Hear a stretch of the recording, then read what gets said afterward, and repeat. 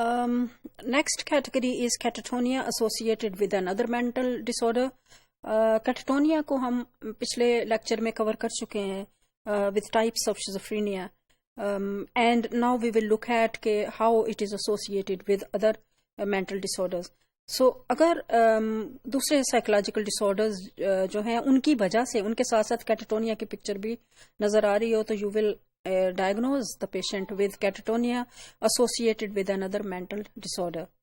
Now the clinical picture is dominated by 3 or more of the following symptoms. वो symptoms क्या हैं? Stupor mean unresponsiveness. आप patient जो है उसको एक सर्टन पोस्चर में उसको आप बहुत दफ़ा कोशिश करें उनको रिस्पॉन्ड करें आपके एक्सटर्नल स्टिमुलाई या एनवायरनमेंट में जो हो रहा है उसे वो नहीं करता.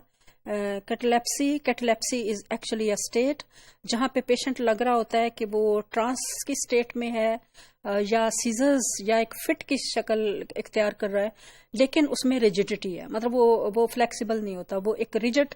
लेट्स से कि आपको लगे कि पेशेंट इज लाइंग अनकॉन्शियस और वो बेहोश हुआ पड़ा है लेकिन आपको उसको चेंज करते हैं उसे तो वो रिजिड है, वो उसमें अपने पोस्चर में चेंज नहीं लाता.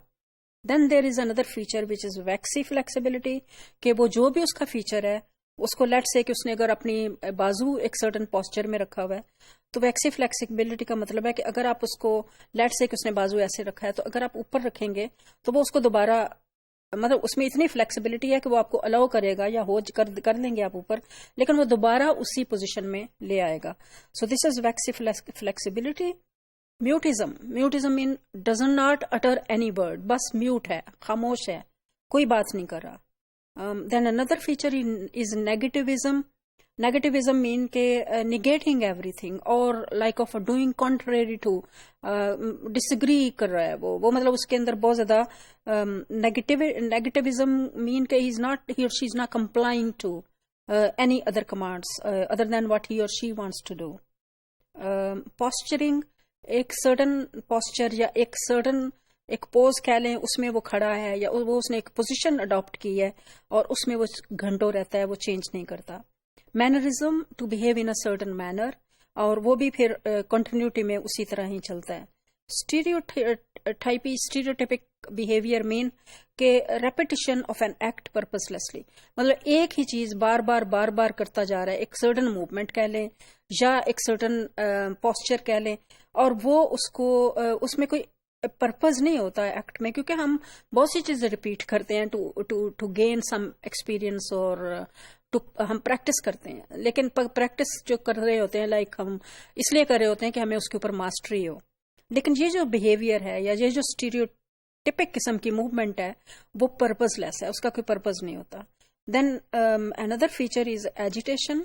Agitation mean agitated like restlessness, मतलब लग रहा होता है बेचैनी जिसे हम कहते हैं कि बेचैन नजर आता है लेकिन वो बेचैनी जो है वो किसी भी बाहर के स्टिमुलस की वजह से इफेक्ट नहीं हो रही. वो है अगर बेचैन तो वो बेचैन है, ना बाहर का कोई एक्सटर्नल एनवायरनमेंट जो है उसको बेचैन कर रहा है ना उसकी वजह से उसके अंदर वो बेचैनी कम हो रही है.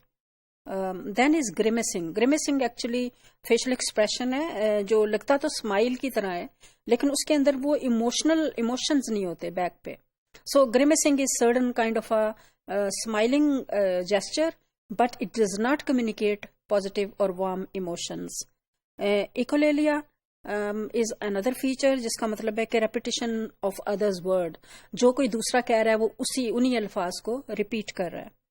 Echopraxia is also imitation but imitation of दूसरे लोगों की मूवमेंट, जो कोई दूसरा मूवमेंट कर रहा है ये पेशेंट उसी को कॉपी करेगा.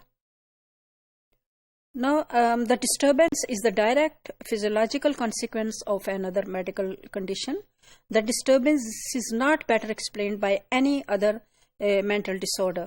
So you have to ensure कि ये किसी और मेडिकल कंडीशन की वजह से इसमें कैटाटोनिक फीचर्स हैं या कैटाटोनिया की पिक्चर प्रेजेंट हो रही है बल्कि किसी और मेंटल डिसऑर्डर की वजह से नहीं हो रही. The disturbance again is not due to delirium. ये बड़ा ज़रूरी है करना कि किसी भी फॉर एग्जांपल बहुत ज़्यादा जब हाई फीवर होता है उसकी वजह से भी साइकोटिक फीचर्स आ सकते हैं کسی اور ڈس آرڈر یا کسی اور بیماری کی وجہ سے بھی، فزیکل بیماری کی وجہ سے بھی آ سکتے ہیں، اور ڈیو ٹو انٹاکسیکیشن بھی آ سکتے ہیں، لائک بہت زیادہ ڈرگ کے افیکٹ میں اگر کسی نے کوئی ڈرگ لی ہوئی ہے. تو یہ رول آؤٹ کرنا ضروری ہے کہ یہ جو ایک ڈیلیریم کی انکوہرنٹ اسٹیٹ ہے ایک پیشنٹ کی، وہ اس لیے نہیں ہے کہ وہ کسی دوائی کے اثر پہ ہے، یا اس کو بہت ہائی گریڈ فیور ہے، یا اس کو کوئی اور فزیکل ڈس آرڈر ہے جس کی وجہ سے اسے یہ پکچر نظر آ رہی ہے. And then clinically significant distress, of course, is feature of every disorder, کہ جب تک وہ آپ کی ایوری ڈے فنکشننگ کو افیکٹ نہیں کرتا یا اس کے اوپر کوئی کسی قسم کی ڈسٹریکشن ڈسٹربنس نہیں لاتا، اور وہ ڈسٹربنس اتنی ہو کہ لیٹ سے اسٹوڈنٹ ہے تو وہ اسٹڈیز کنٹینیو نہیں کر پا رہا، کوئی جاب کرتا ہے تو کام پہ نہیں جا سکتا، ہاؤس وائف ہے تو وہ ڈیلی چورز نہیں کر سکتی، تو پھر آپ اس کو ڈائگنوز کریں گے with disorder. Then is another category which is unspecified catatonia. Either the nature of the underlying mental disorder or other medical condition is unclear. مطلب نہ آپ کو سمجھ آ رہی ہے کہ یہ کوئی میڈیکل کنڈیشن ہے، نہ آپ کو سمجھ آ رہی ہے کہ کوئی مینٹل ڈس آرڈر ہے، but picture has been presented that way. Full criteria for catatonia is not met, جو ہم پریویسلی ٹائپ آف شیزوفرینیا میں ہم پڑھ چکے ہیں، اس میں یہ فل کرائٹیریا بھی میٹ نہیں کرتا، لیکن پکچر کے اندر سیلینٹ فیچرز جو کیٹاٹونیا کے وہ آتے ہیں، نہ وہ میڈیکل کنڈیشن کی وجہ سے ہیں، نہ وہ کسی اور مینٹل ڈس آرڈر کی وجہ سے ہیں، اور there is insufficient information to make a more specific diagnosis. جب یہ تینوں چیزوں کا مرجر ہو تو پھر اس کو جو آپ ڈائگنوز کریں گے وہ کہیں گے انسپیسیفائڈ کیٹاٹونیا.